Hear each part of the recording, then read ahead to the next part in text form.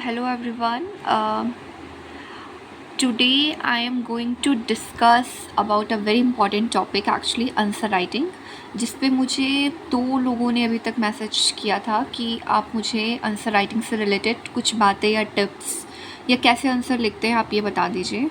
Okay, सो मैं पहले ये क्लियर कर दूँ कि लिटरेचर में आंसर्स कोई एक टाइप के तो है नहीं।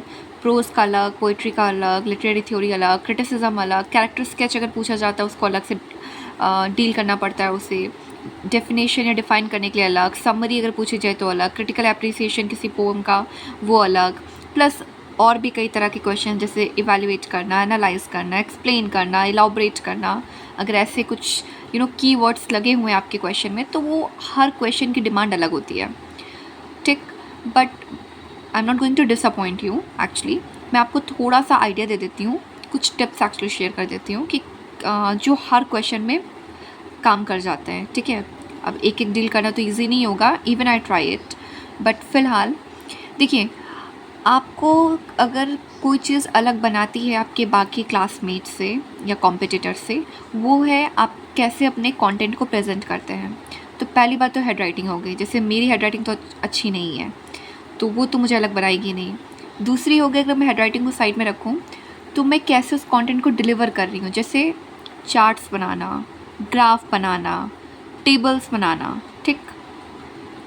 सेकेंड थिंग, कोई ऐसा फैक्ट जैसे पूछा गया ट्रांसेंडेंटलिज्म क्या है, आपने मूवमेंट एक्सप्लेन किया, आपने उससे रिलेटेड ऑथर्स और राइटर्स के नाम लिखे और उसका वर्क का नाम लिख दिया, ठीक। यहीं पे बात खत्म।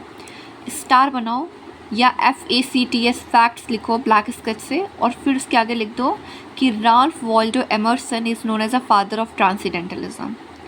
ये हो गया आपका फैक्ट। उसको ब्लैक स्केच से एक बड़ा सा स्टार बना के ये फैक्ट लिखो, इन्वर्टेड कॉमा में लिख दो या फैक्ट लिख कर ही लिख दो।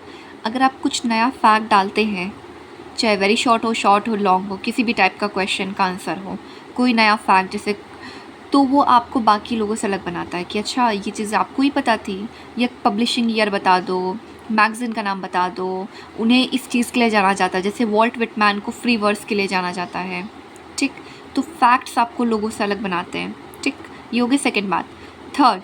थर्ड है कोटेशंस। अगर आपसे किसी भी ऐसे किसी वर्क का कुछ पूछा गया, कोई लाइन एक्सप्लेन करने के लिए, या समरी, एक्सप्लेन, इलाबोरेट, एनालाइज, ऐसा कुछ क्वेश्चन में कोई वर्ड है, तो आप उससे रिलेटेड, उस वर्क, उस एसे से रिलेटेड उसी की लाइन, जैसे मान लीजिए क्वेश्चन आता है अ मिडसमर नाइट ड्रीम से, आप लिख दो the course of true love never dies, ठीक। तो जब आप कोटेशन लिखते हो तो एग्जामिनर के मन में ये बात आती है कि आपने सच में पढ़ा है, तभी आपको पता था कि ये डायलॉग या ये लाइन, ये सेंटेंस, ये कोटेशन उस वर्क में था। अब फोर्थ टिप्स, अगर आपको उनसे रिलेटेड कुछ नहीं पता तो क्या किसी और स्कॉलर ने उसके बारे में कुछ कहा है, क्या किसी और राइटर ने शेक्सपियर के बारे में कुछ कहा है, क्या किसी और क्रिटिक ने शेक्सपियर के बारे में कुछ कहा है, आप वो उठा के लिख सकते हो, according to this, according to that, ऐसे करके।